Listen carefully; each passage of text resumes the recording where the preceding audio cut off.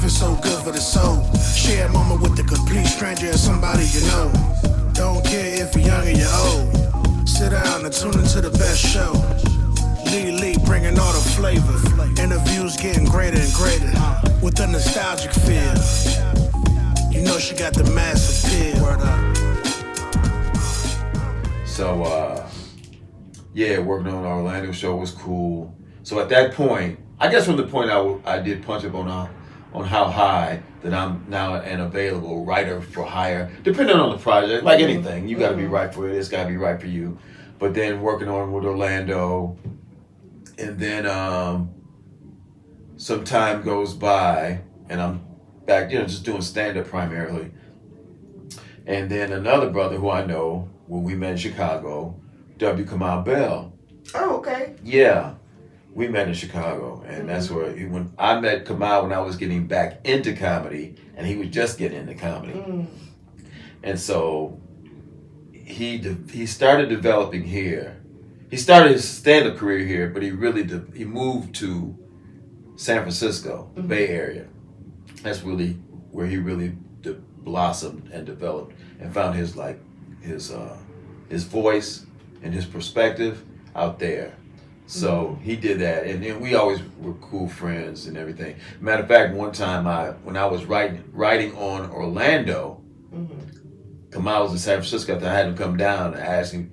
We did some sketch, and I had Kamau just be in it was a scene, just people running. I don't even know what the scene was. Yeah, but Kamau, he started to develop. He said, "Man, if I ever get a TV show," he said, "you're going to be in it." He said, "Like you don't get a choice." And people say that all the time, brother. If I ever, Lily, when you know, yeah, okay, and usually, yeah, but sure enough, he developed this show that started getting a lot of acclaim. That subsequently he did in New York. Chris Rock went to see the show, liked it, came backstage after Kamau's show, and all he said was, "Hey man, you're funny." That was it. And then Kamau would have to tell the story. If he called him a day later, whatever it was, that should be a TV show. And Chris put his own money behind. We developed like a pilot presentation, shot it in Santa Monica, California. And we shot what they call a pilot presentation sometimes, which is just a show to get to do a show so that you can do a show.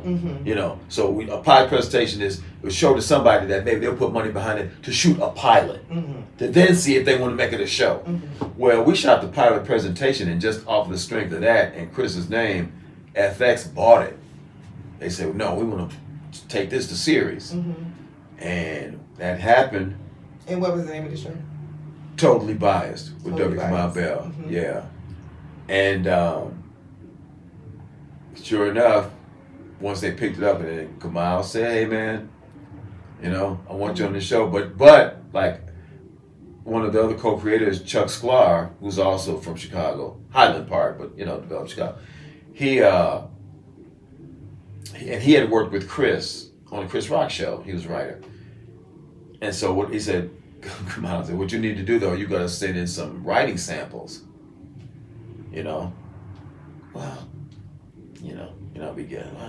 I ain't doing that. If I had to do, I'm on the show or I'm not on the show. I ain't gonna.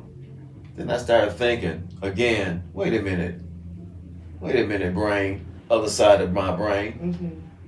All they're doing is ask you to send in some samples. It's not like he wants you on the show, but just send in some samples. Let me calm down. Let me take that rebellion and, zip it. I sent in the writing samples.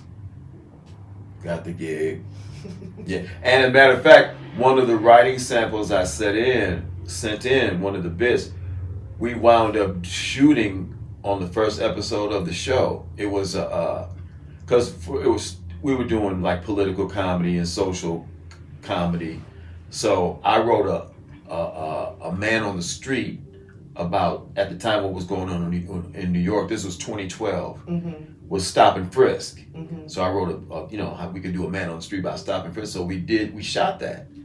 Yeah. So that that was Totally Biased. Oh man, Oh man, I love doing it for so many reasons. Mm-hmm. Yeah, just getting a chance to get reacquainted with New York, because I'd been going to New York periodically since '86. Mm-hmm. You know, and it's all the memories I have of New York. But that was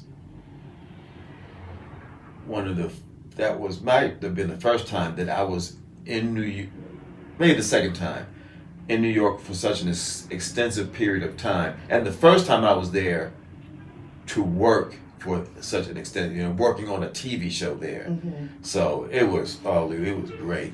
It was great. And man, the money, oh boy. Writers Guild, oh man. Woo! So when do we get to the Emmy win? Okay. Okay, now, Totally Biased comes and goes. Mm-hmm. Life is, then that was 12 to 13. Mm-hmm. 14, I get Orlando Jones. No, I can't Orlando. Arsenio Hall. Mm-hmm. I'm working on When that. he comes back. When he comes back, Mm-hmm. yeah, I do the new show for about a month or so. And then we went on hiatus. I was supposed to come back, and the show never came back. All right. So now, during this time, Kamal is developing his new show after Totally Biased. He's developing a show called United Shades of America with Dr. Kamal Bell. So he develops that, and I think in 14 he started developing I don't know. I think they started shooting. They started the show in 16. I joined the show the second season. Okay, so now I'm on the show. A producer, Mm-hmm. I don't do what I did on Totally Biased because Kamal was new to the whole process. Kamal, this is so funny. Prior, you know how some people do, you see them on a lot of different TV shows or guests or this or that, then they get their own show. Kamal had been on TV exactly 2 times in life. Once what's that show? Comics Unleashed, Mm-hmm. and the other one was a premium blend on Comedy Central. Mm-hmm. So he did 2 guest spots and then his third time on TV was having a TV show.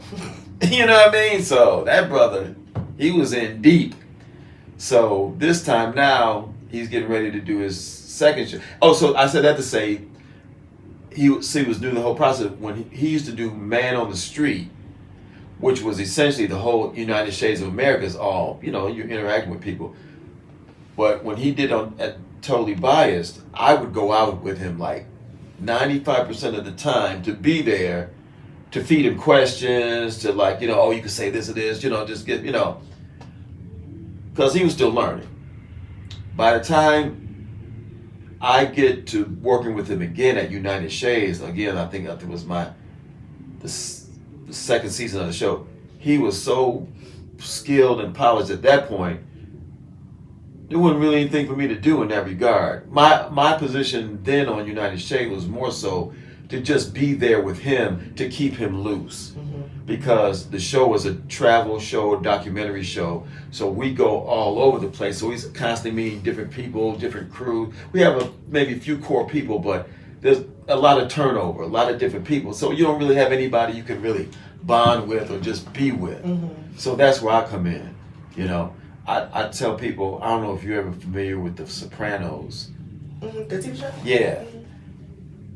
There was an episode of The Soprano or a storyline where Tony and this cat, Ralph Cifaretto, had brought this racehorse, Pyomai. Mm-hmm. And they went to see the horse one time in the stable, and there was this little goat in the stable with the horse. I said, well, what's this goat doing? Oh, every horse has to have a friend. So that's basically what I was. That's what I was on United Shades. I was Pyomai's friend. Mm-hmm. Yeah, I was the little goat. Mm-hmm. Yeah. So, but then this is what I did. Like once we shot the episodes, I would sit in on the recordings for the VO, and I would offer notes and lines and punch up for VO. Mm-hmm. I would do that.